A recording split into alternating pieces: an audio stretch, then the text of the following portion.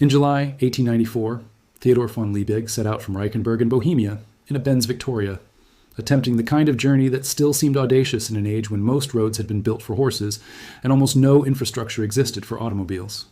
He and his companion, Franz Stransky, covered the first 939 kilometers to Gondorf in 69 hours of driving. They had to think about fuel, of course, because gasoline was not waiting at service stations along the route. He and his companion, Franz Stransky, covered the first 939 kilometers to Gondorf in 69 hours of driving. They had to think about fuel, of course, because gasoline was not waiting at service stations along the route. Yet another liquid demanded even more attention. The Victoria's open evaporative cooling system could consume as much as 150 liters of water for every 100 kilometers traveled, while fuel use was only a fraction of that amount. In practical terms, a machine celebrated for burning gasoline could require far more water simply to keep its engine alive. That imbalance exposed one of the least glamorous but most stubborn problems confronting the first generation of automobile engineers. In practical terms, a machine celebrated for burning gasoline could require far more water simply to keep its engine alive. That imbalance exposed one of the least glamorous but most stubborn problems confronting the first generation of automobile engineers. They had learned how to ignite fuel in a cylinder, convert combustion into rotation, and send motion toward the wheels. But the same process that created useful power also produced heat, and an engine that could not dispose of that heat carried a strict limit on how long and how hard it could work. The automobile was beginning to move beyond workshops and demonstration grounds onto real roads, where hills, warm weather, slow speeds, poor surfaces, and long periods of operation could reveal weaknesses that a short test might never show. Cooling, therefore, became part of the automobile problem almost from the moment the internal combustion car itself became practical. Carl Benz had already confronted it while developing the Patent-Motorwagen in the mid-1880s. Completed in 1885 and patented in 1886, the three-wheeled machine carried a compact single-cylinder four-stroke engine at the rear. Its output was tiny by later standards, roughly 3/4 of a horsepower, yet even such a modest engine could not simply be allowed to run without thermal control. Benz used water with Thermosiphon and evaporative cooling principles. Combustion heated the metal around the cylinder, water absorbed part of that energy, and natural circulation moved hotter and cooler water through the system while evaporation carried additional heat away. The arrangement was important because a road vehicle could not depend on a permanent external water supply in the way a stationary engine might. It had to carry its own means of survival. Mobility, however, created another difficulty. Once the water had absorbed heat, that energy still had to leave the system. If evaporation formed an important part of the process, water gradually disappeared and had to be replaced. For a short run, the compromise was manageable. Over distance, cooling water became part of the journey's logistics. The experience of later Benz vehicles made that limitation impossible to ignore. The Victoria was far more developed than the first Patent-Motorwagen and capable of impressive endurance for its era, yet the amount of water involved showed how much engineering remained unfinished. Liebig's trip did not prove that the automobile was impractical. In many respects, it proved the opposite. A gasoline car could travel great distances under its own power, but long-distance operation exposed a distinction that would shape automobile development for decades. Making an engine run was not the same as making it self-sufficient. Heat had become an invisible passenger, and the farther the car traveled, the more clearly that passenger made its presence known. The physical problem was straightforward, even if the engineering solution was not. Inside a combustion engine, only part of the energy released by burning fuel becomes useful mechanical work at the crankshaft. Inside a combustion engine, only part of the energy released by burning fuel becomes useful mechanical work at the crankshaft. A substantial share leaves in the exhaust or passes into the cylinder walls, head, piston, valves, lubricant, and surrounding structure. If temperatures rise beyond what materials and oil can tolerate, clearances change as metal expands, lubrication becomes less effective, and parts designed to move freely begin operating under increasingly hostile conditions. Lubrication becomes less effective, and parts designed to move freely begin operating under increasingly hostile conditions. Long before anything melts, excessive temperature can reduce performance, accelerate wear, and threaten mechanical survival. The cooling system, therefore, had to do something more subtle than simply make the engine cold. It had to remove enough unwanted energy while still allowing the engine to operate within a useful temperature range. From a modern perspective, that balance is easy to overlook because a century of refinement has hidden most of the work from the driver. In the 1880s and 1890s, almost every variable was still unsettled. Engines appeared at the rear, beneath seats, or toward the front. Designers were simultaneously wrestling with ignition, fuel delivery, lubrication, transmissions, tires, brakes, frames, controls, and steering. Roads added conditions no engineer could standardize. A car moving quickly through cool air behaved differently from one crawling up a hill. Heavy load could raise engine temperature, while low road speed reduced natural airflow over whatever cooling surface the vehicle possessed. Weather mattered. Water quality mattered. Passages could become restricted. A solution that seemed adequate in one demonstration might reach its limit on a longer road, in a warmer climate, or with a heavier vehicle. Carrying more water was an obvious response, but it had consequences. Every liter added roughly another kilogram to a machine whose engine already had to move its frame, passengers, fuel, and mechanical hardware. More weight demanded more work from the engine. A larger reservoir also occupied valuable space and complicated packaging. Designers needed a way to reject heat faster rather than simply store more of it temporarily. That need became more urgent as the 1890s progressed. Customers and manufacturers no longer wanted automobiles that merely moved. They wanted greater speed, better hill climbing, longer journeys, heavier loads, and more dependable operation. Competition pushed engine development forward. Cylinders grew larger or multiplied, rotational speeds increased, combustion improved, and engines became capable of sustained outputs that would have been extraordinary only a few years earlier. The supporting systems now had to keep pace. Cooling became one of several bottlenecks through which progress had to pass. Engineers experimented with water jackets around hot engine sections, tanks, tubing, natural circulation, pumps, fans, and different arrangements of cooling surface. The Thermosiphon principle remained attractive because it could move water without a separate pump. Hotter water becomes less dense and rises, cooler water descends. Arrange the passages correctly, and that difference can create continuous circulation with no mechanically driven component. The elegance of the idea was obvious, especially in a period when every additional moving part increased cost and offered another chance for failure. Yet, circulation alone did not solve the larger problem. Moving hot water around the vehicle achieved little unless the water could release its heat efficiently to the surrounding air before returning to the engine. Surface area and airflow, therefore, became central. The challenge was no longer merely to carry coolant. It was to build an effective bridge between the heat inside the engine and the air outside the car. Wilhelm Maybach, working with Daimler Motorengesellschaft, confronted that challenge as engine demands increased. His career covered far more than cooling, but his radiator work mattered because it attacked heat transfer itself rather than relying mainly on coolant quantity. In 1897, he developed a tubular radiator. The design used a water container penetrated by many open-ended tubes. Air passed through those tubes as the car moved, and a fan could support airflow when road speed was low. The importance lay in geometry. Many small passages produced far more effective contact between hot water, metal, and moving air than a simple tank could provide. The system made better use of the atmosphere surrounding the car and reduced dependence on carrying a large thermal reserve in the form of water. This was an important shift in engineering thought. The cooling apparatus was becoming a heat exchanger rather than merely a reservoir. That distinction arrived at exactly the right moment because stronger engines were becoming commercially desirable and competitively valuable. A higher output engine meant little if it could not sustain that output beyond a short burst. The tubular radiator pushed the limit outward, but engine development did not stop to wait for cooling technology. Customers with money and ambition wanted machines that behaved less like fragile experiments and more like a new form of high-performance transport. Among the most influential of those customers was Emil Jelinek, a businessman closely associated with Daimler Motorengesellschaft and an energetic promoter of its cars on the French Riviera. He sold and competed with automobiles under the name Mercedes, taken from his daughter Mercedes. Jelinek's importance lay not in dictating the future of the automobile single-handedly, but in concentrating pressures that manufacturers were already beginning to feel. Greater speed was wanted, yet speed alone would not make a successful car. A faster machine also needed stability, lower weight where possible, more predictable control, and an engine capable of working hard without quickly reaching its thermal limits. Around 1900, those requirements pushed Maybach and Daimler Motorengesellschaft toward a vehicle that broke sharply with the proportions of the horse carriage. The Mercedes 35 PS that emerged had a long wheelbase, a wide track, a comparatively low center of gravity, and a lightweight, high-performance engine mounted at the front. Its architecture looked forward rather than backward. Cooling became part of that integration. A powerful engine could no longer be treated as an isolated block of cylinders to which a bulky water tank was attached afterward. The heat exchanger had to belong to the vehicle's basic design. Maybach's Honeycomb radiator, developed in 1900, represented the strongest step in that direction. From the front, it appeared as a dense rectangular surface. Inside were more than 8,000 small tubes, packed closely together so that a large amount of heat transfer surface could fit into a comparatively compact area.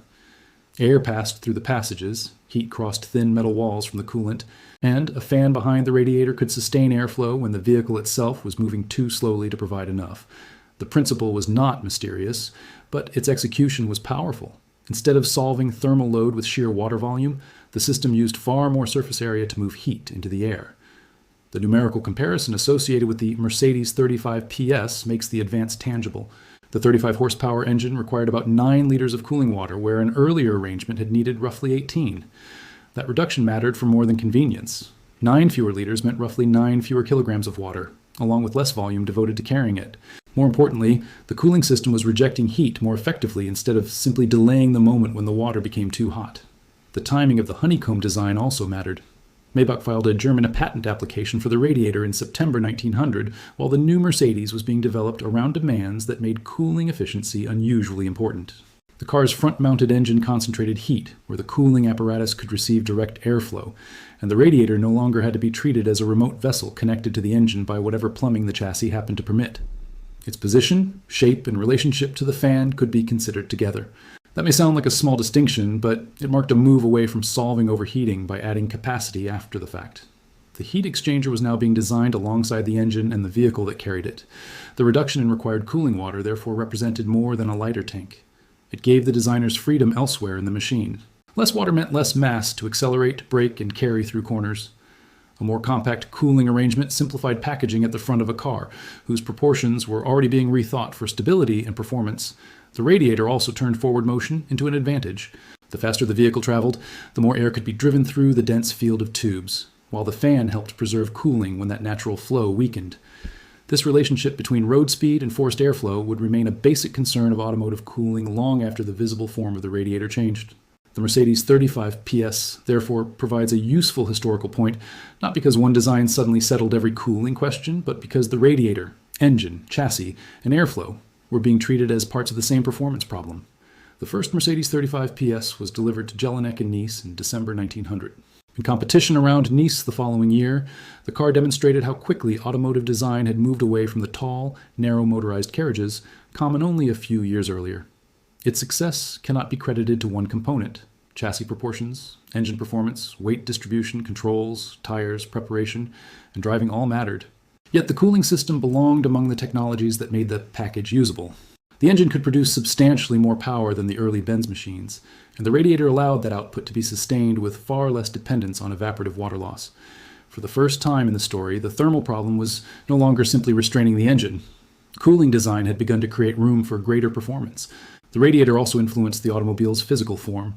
Mounting an efficient heat exchanger at the front took advantage of oncoming air.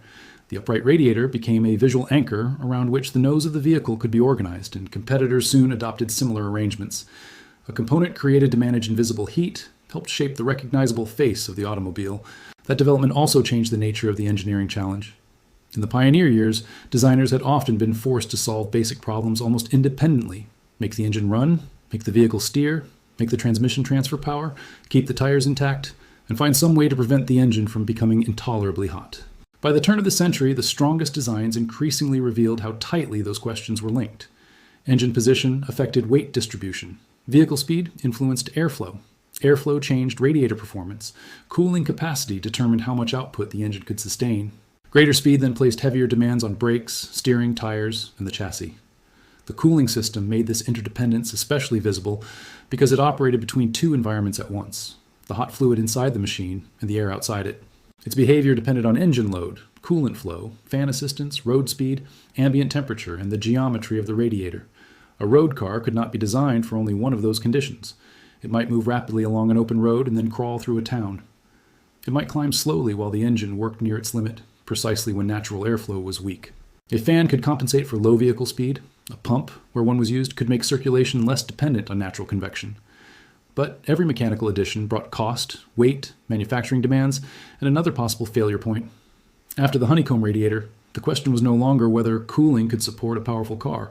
It was how manufacturers could make thermal control reliable, affordable, and suitable for vehicles expected to work every day.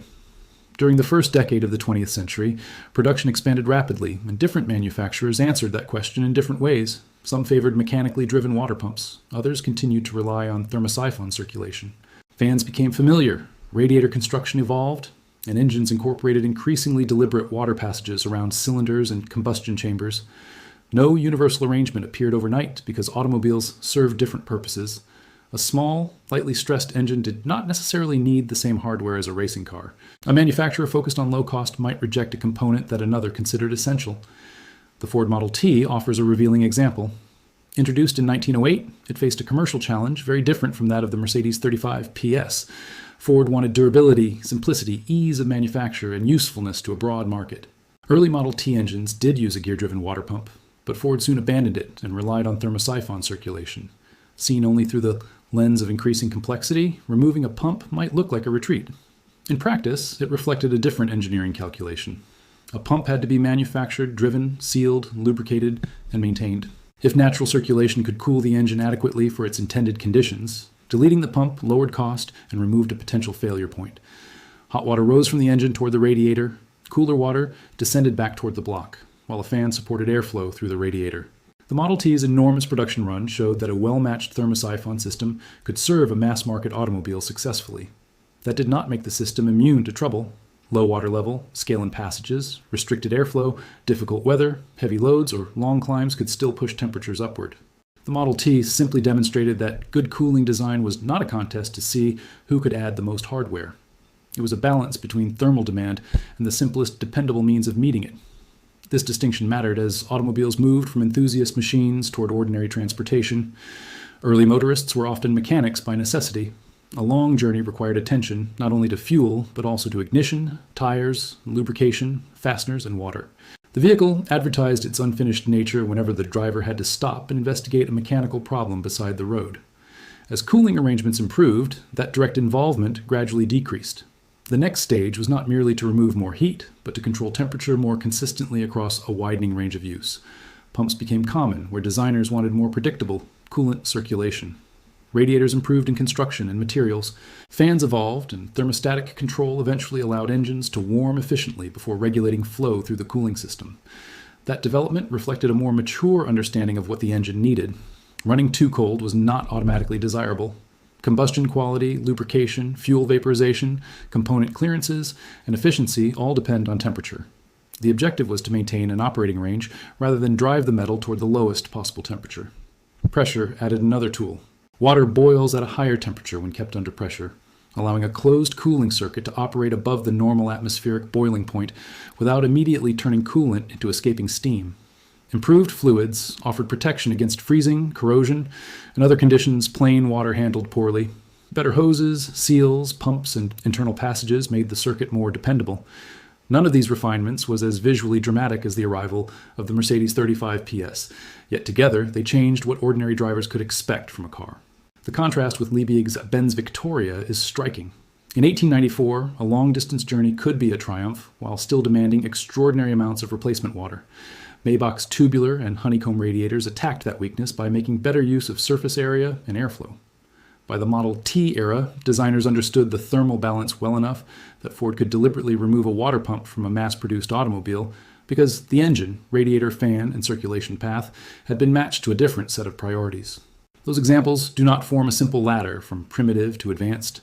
They show the cooling problem-changing character. First came the need to prevent intolerable temperature at all. Then came the effort to reject heat efficiently enough to support stronger engines. Mass production added questions of cost, maintenance, manufacturing, and daily reliability. Later systems introduced tighter control over operating temperature rather than treating cooling as an emergency response to excess heat. As those capabilities matured, engine designers gained room to demand more from their machines. Higher sustained output, larger displacement, greater rotational speed, increased compression, and more cylinders all became easier to pursue when thermal behavior could be predicted and managed. Cooling was not responsible for those advances by itself. Metallurgy, fuels, lubrication, ignition, machining, valve design, and many other technologies developed alongside it. Its contribution was enabling rather than spectacular. A powerful engine had to survive the conditions created by its own combustion process. The cooling circuit increasingly became the planned route by which unwanted energy left the machine. That principle affected engine architecture as well as external hardware. Coolant passages around cylinders and combustion chambers were designed into the block and head. The radiator, fan, thermostat, pump, where used, hoses, and pressure control became parts of one thermal circuit instead of loosely related accessories. Engineers could begin with expected heat loads and design the system around them rather than attaching enough cooling capacity after the rest of the engine was finished. This was a profound change in method. The early motor car had been assembled in an environment where every component represented a frontier. By the mature automobile era, Thermal behavior could be treated as a design problem with known relationships and measurable limits. That did not produce one permanent answer. A larger radiator could improve heat rejection, but consume valuable frontal area and alter aerodynamics. Increasing airflow could help at low speed, yet cost mechanical power or create noise. Raising system pressure expanded the useful temperature range, while demanding stronger seals and components. Greater coolant flow changed how quickly heat moved through the circuit, but it also affected pump requirements and internal passage design. The important advance was not the discovery of a universal configuration, it was the ability to choose among these trade-offs deliberately. The driver experienced the result as increasing normality. Earlier, motorists expected to check water because coolant loss was part of ordinary operation. Later systems retained fluid, maintained temperature, and tolerated a wider variety of conditions without intervention. The better the system performed, the less attention it demanded. That shift was especially important because mass adoption raised the standard for reliability. A vehicle intended for thousands or millions of owners could not depend on expert mechanical sympathy. It had to survive people who knew little about thermosiphons, radiator surface area, or boiling points. It had to idle in traffic, climb hills, carry passengers, work in summer heat, and start again the next day. Cooling, therefore, became one of the areas in which engineering absorbed tasks that had once belonged to the driver. The appearance of the car changed as well. Early radiators were prominent mechanical objects, often exposed and immediately recognizable. Over time, bodywork became more enclosed and aerodynamic.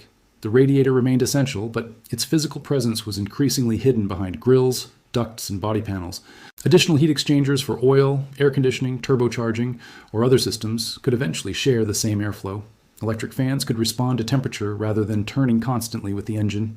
Sensors and electronic controls made decisions that an early motorist would have handled by stopping, inspecting, and adding water. The architecture became more sophisticated, yet the purpose remained tied to the same problem revealed on the roads of the 1890s. Combustion produces more energy than the engine can convert into useful motion, and the rest must go somewhere. The history is easiest to misunderstand when reduced to a single hero and a single invention. Benz did not build an automobile with no cooling and wait for someone else to solve the problem. Maybach did not invent the concept of cooling an engine. The Honeycomb radiator did not end overheating forever, and Ford's Thermosiphon system did not prove that pumps were unnecessary in every car. Each design answered a particular combination of engine output, available materials, manufacturing methods, vehicle weight, expected use, and cost. What changed over time was the quality of the compromise. Benz's evaporative arrangements were rational solutions for machines that were still proving the basic practicality of self-propelled road travel. Maybach's radiator work increased heat transfer efficiency at a moment when performance demands were rising sharply. Ford later demonstrated that simplicity could be an advantage when the entire system was designed around it.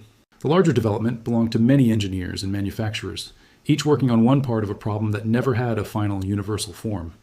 That broader perspective also explains why early overheating should not be treated as evidence that pioneer automobiles were badly designed. Their makers were working with severe constraints in metallurgy, manufacturing accuracy, sealing, materials, road quality, and practical experience. Some solutions that now appear crude were elegant precisely because they achieved useful results with very little. Thermosiphon circulation exploited the natural behavior of hot and cold water rather than consuming power through a separate pump.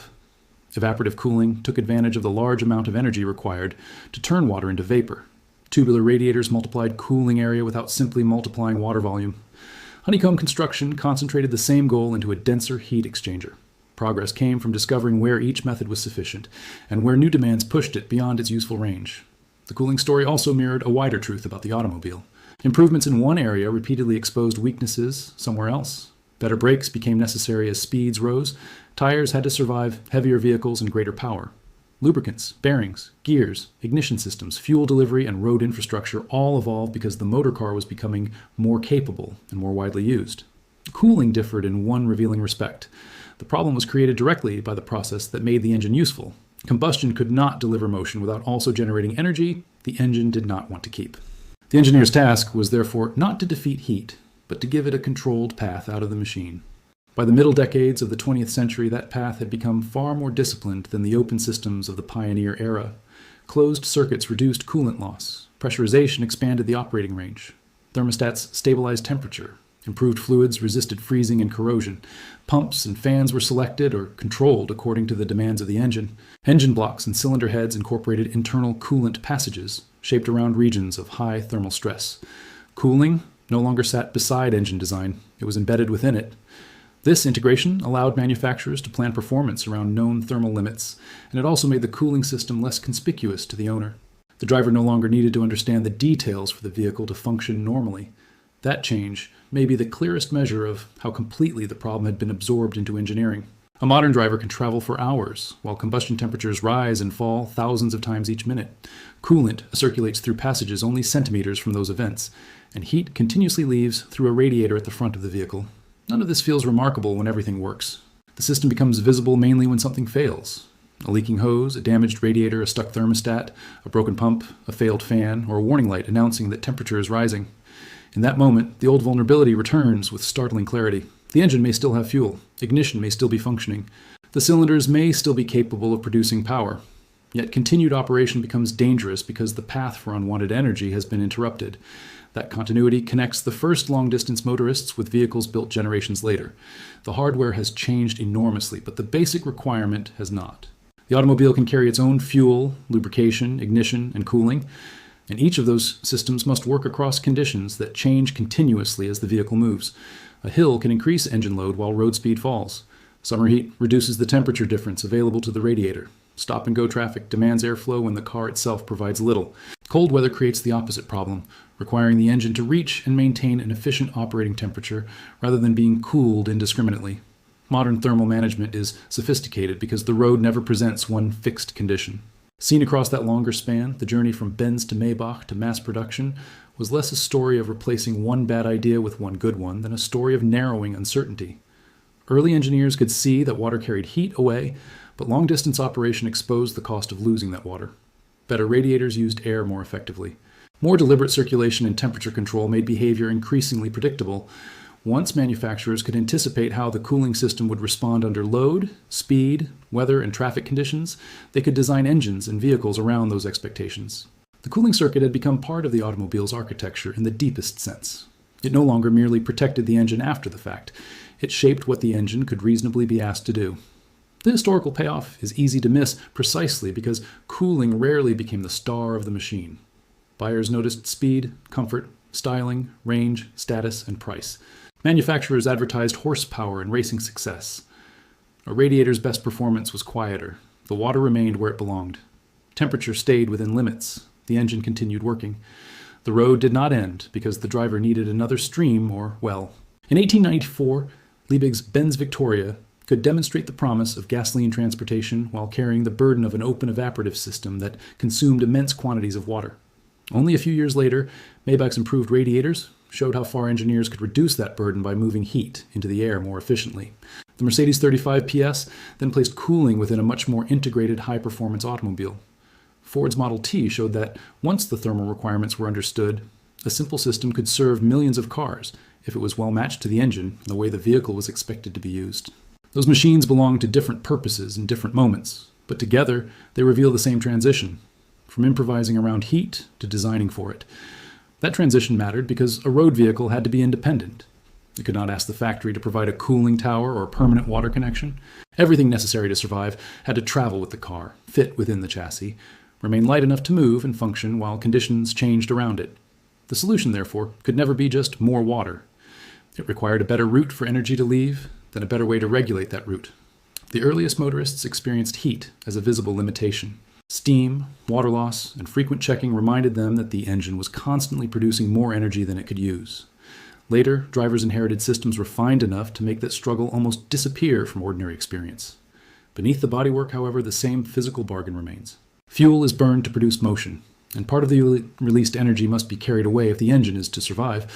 The great achievement of automobile cooling was not the elimination of heat. It was the transformation of heat from an unavoidable roadside burden into a controlled condition of operation. The engine gave the automobile its power, but learning how to carry that heat away helped give the automobile a future.